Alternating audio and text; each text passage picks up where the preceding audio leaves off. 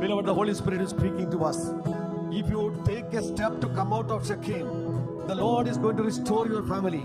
The Lord is going to bring that healing in your family. Your family is going to see the salvation of the Lord. And if you come out of Shechem, the first step that you are going to take to come out of the Shechem, no matter whatever that you are going to lose it because you are remaining in Shechem, but that doesn't matter, that God can restore you. God can give you much more than what you are going to lose in Shechem.